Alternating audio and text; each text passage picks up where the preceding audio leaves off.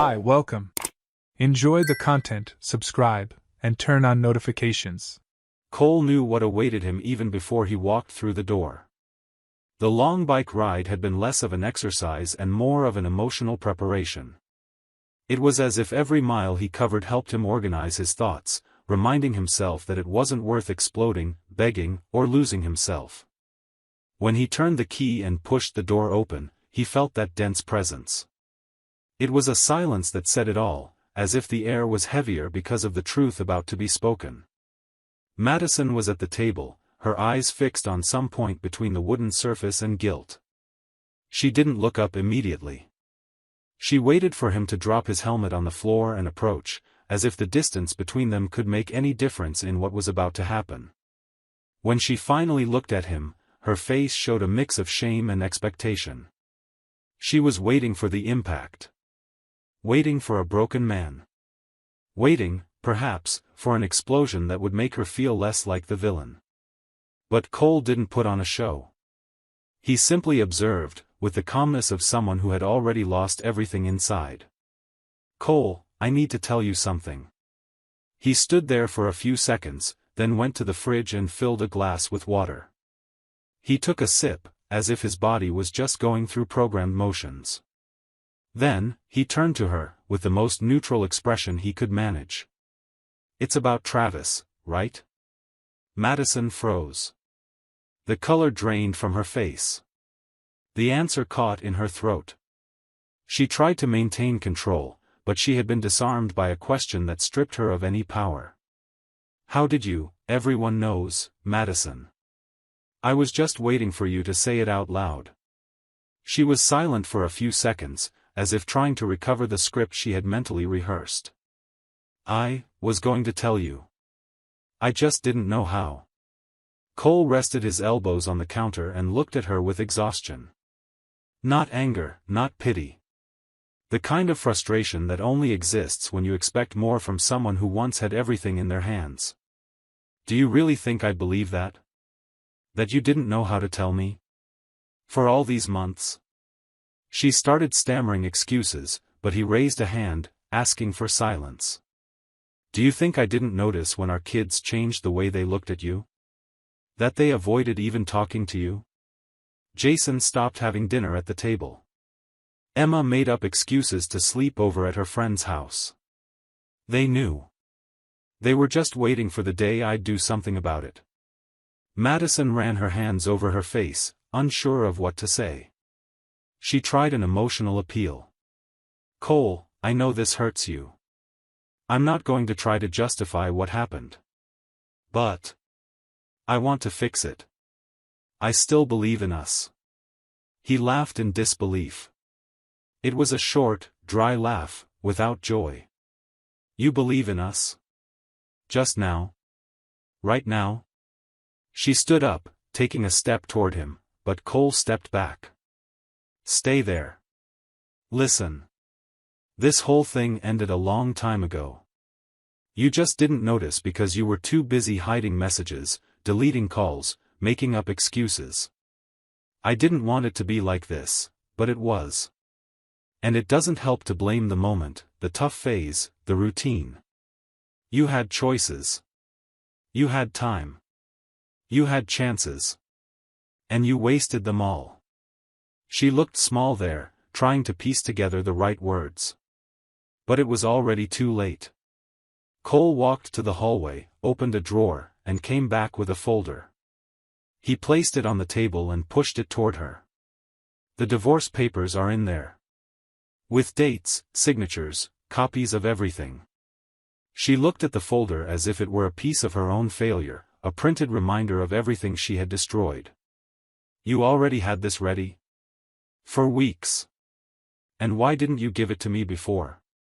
"Because I wanted to hear it from your mouth. I wanted to see if you still had the courage to be honest.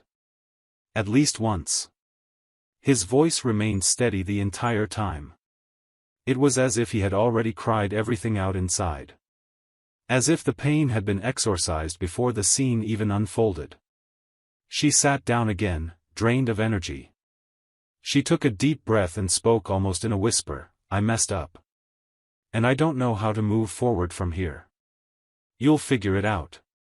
Alone. He turned and left the room, leaving her there, with only her conscience as company. The sound of the bike being placed on the garage rack was the last thing she heard before she began to cry. Outside, Cole wiped his face with the sweaty towel from his ride. The tears he had held back for weeks were there, mingling with his heavy breathing and the frustration of someone who had expected loyalty and received disdain instead. But as much as it hurt, he knew this was the beginning of the end. And sometimes, the end is the only way to start over. The next morning, Madison woke up and tried to follow her routine as if something was still intact. She made coffee, set the table like she used to on calmer Sundays, as if that simple gesture could erase the previous night. She hoped, maybe, that the smell of fresh coffee would bring some peace or redemption. When Cole walked into the kitchen, she attempted a restrained smile. It wasn't returned. He just glanced briefly, grabbed his usual mug, and leaned against the counter. She realized any attempt at normalcy was useless, but she tried again anyway. I know things are terrible, but I ended things with Travis. I wanted to save what we have. I still do. Cole took a few seconds to respond. He spun the mug in his hands, took a sip, looked at the floor for a moment, and then raised his gaze directly at her. When he spoke, his voice was clear, unhurried, as if every word had already been memorized. You didn't end anything, Madison. He did.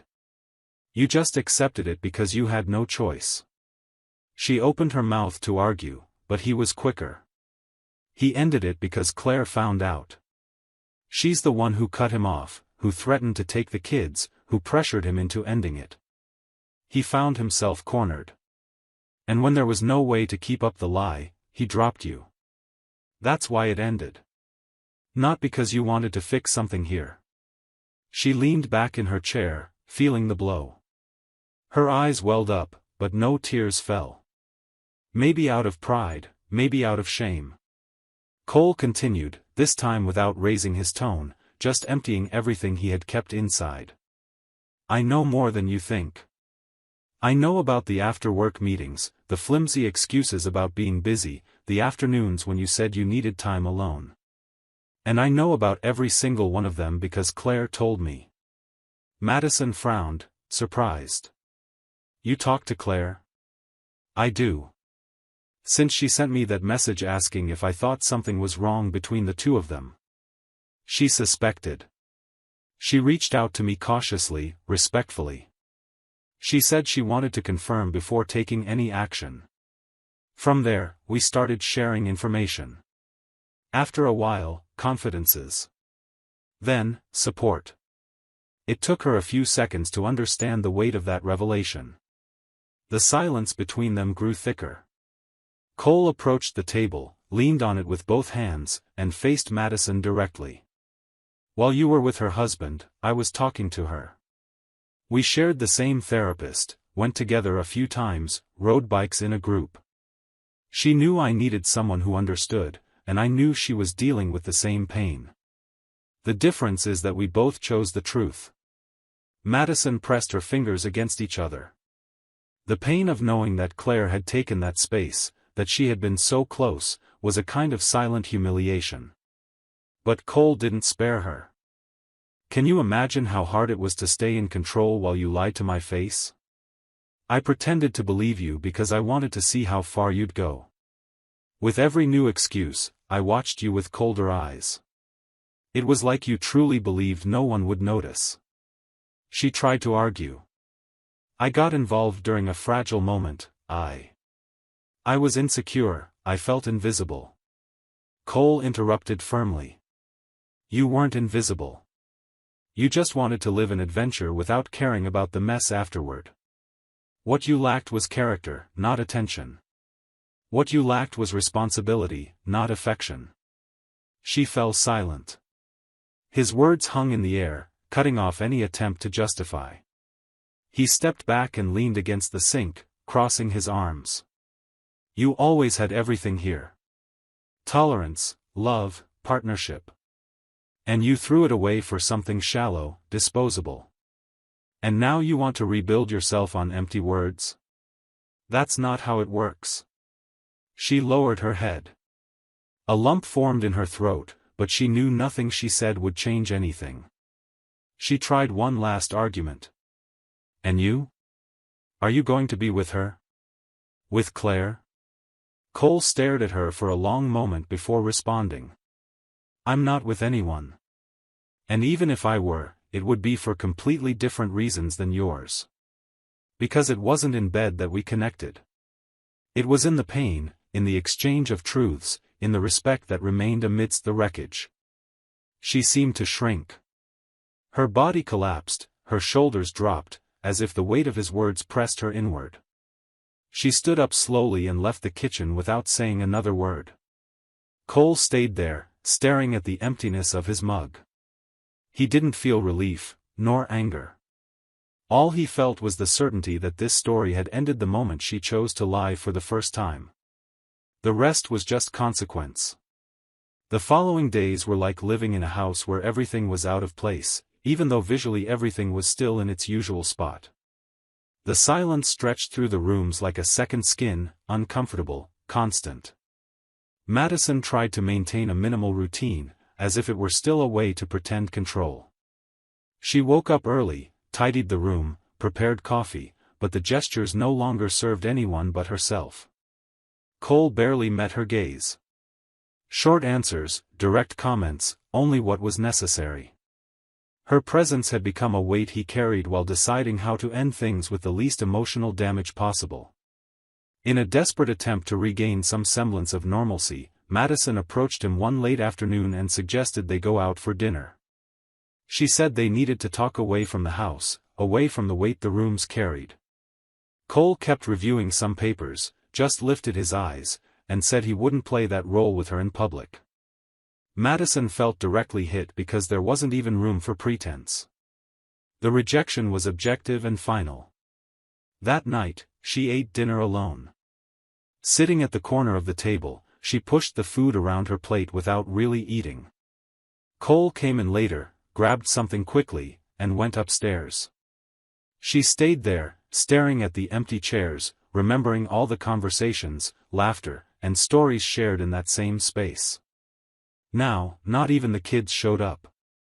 Emma had called earlier in the week saying she needed some time away, that the betrayal had affected her more than she imagined. Jason, harsher, was direct. I don't want to talk to you right now, Mom. Maybe later. It was at that moment that Madison realized the damage had spilled beyond the boundaries of the marriage. It had hit the entire family. The next morning, while tidying her son's room, she found a letter left on the desk. It was from Jason. She sat on the edge of the bed and read it. He had written it by hand, as he used to do when he was little, and left notes for his parents before going to school. The content, however, was far from childhood innocence. He said he felt ashamed, that he never imagined his mother could do something so petty.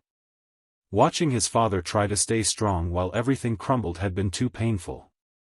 And because of that, he needed distance to avoid treating his own mother like a stranger. When she finished reading, she broke down. She cried like someone who realizes they've lost more than they thought. It wasn't just Cole who had emotionally left. The kids had too. The family, as she knew it, had dissolved. She tried calling Emma. It went to voicemail. She texted Jason. Seen, no reply. She tried recording a video to explain but deleted it before sending. She realized that words at this point felt useless.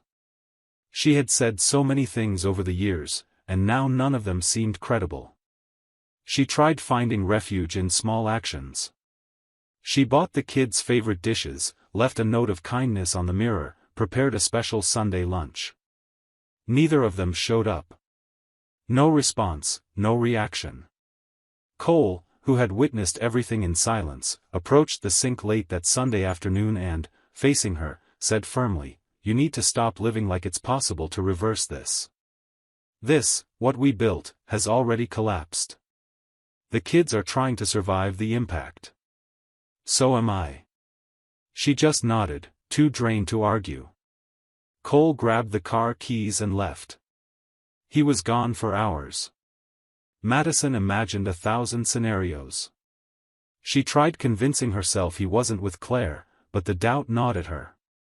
And, in truth, the worst part wasn't the possibility of him being with someone else, but the fact that any place would be better than being with her. In the middle of the night, she woke up to a noise coming from the kitchen. When she went downstairs, she saw Cole with a small suitcase on the ground. He was taking some utensils from a drawer and putting them into a box. She asked, her voice faltering, "Are you going somewhere?" He didn't answer right away.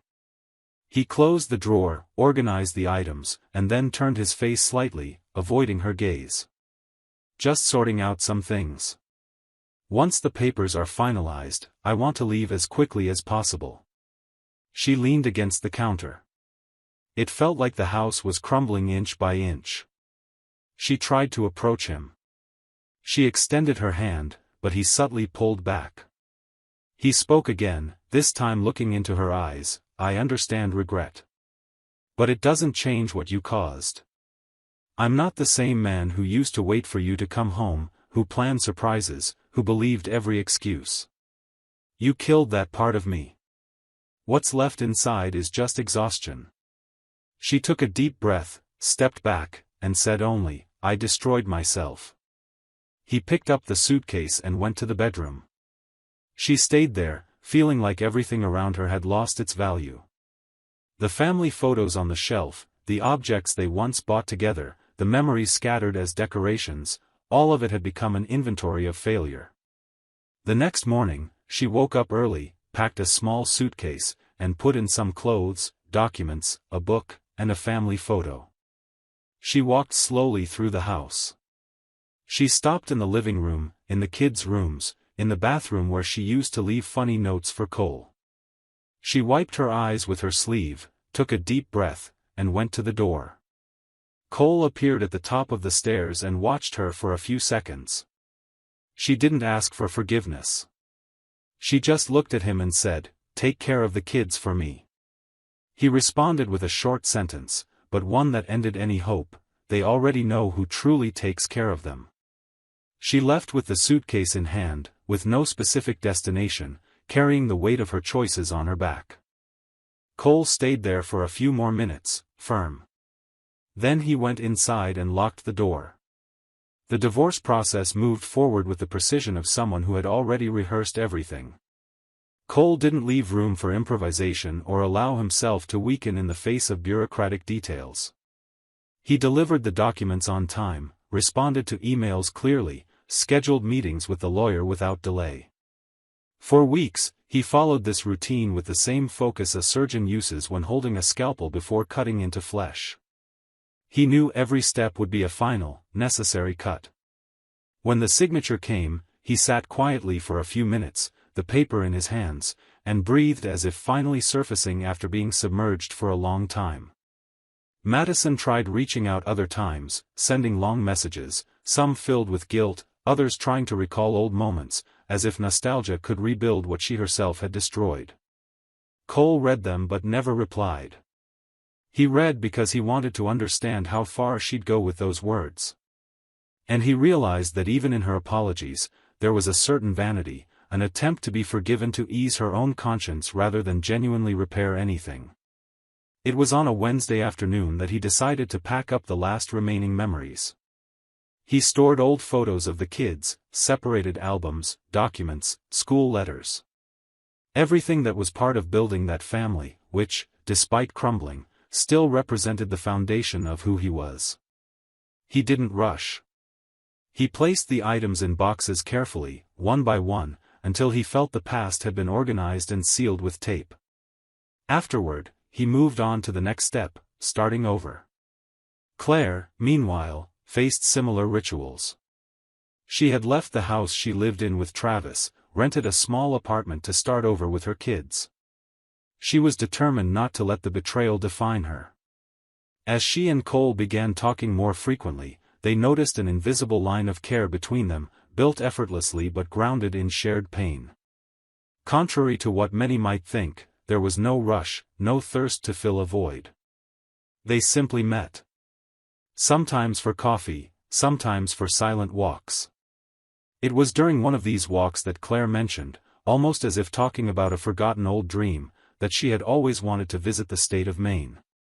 She said she had never seen its coastline but had saved photos and itineraries in a virtual folder. Cole listened attentively. Without saying anything at the time, he began researching on his own. A few weeks later, he showed up at her apartment door with 2 tickets. A short trip, just to breathe away from the wreckage left by others. During the trip, they allowed themselves to laugh genuinely for the first time in a long while. They walked along trails, ate at hidden small restaurants, took photos without worrying about who would see them. There was no guilt, no rush. It was just a well-deserved break for people who had carried the world on their backs for too long. One night, while watching the ocean, Claire said, "I never thought I could feel safe again." Cole responded, "And I thought safety was living within a predictable routine. Now I understand that safety is being with someone who respects you even in silence." After this trip, they returned lighter. Conversations became more frequent, meetings more regular. One day, Emma showed up at Cole's house and, seeing Claire preparing a snack in the kitchen, smiled. She approached, helped chop the vegetables, and stayed there chatting as if they were childhood friends. Claire had always been careful with Cole's kids, never wanting to take up space that wasn't given. But the affection grew spontaneously. Jason, more reserved, took longer. But when he needed help organizing his move to college, it was Claire who spent the night packing boxes. No one said out loud that they were together. It wasn't necessary. Their actions spoke more clearly.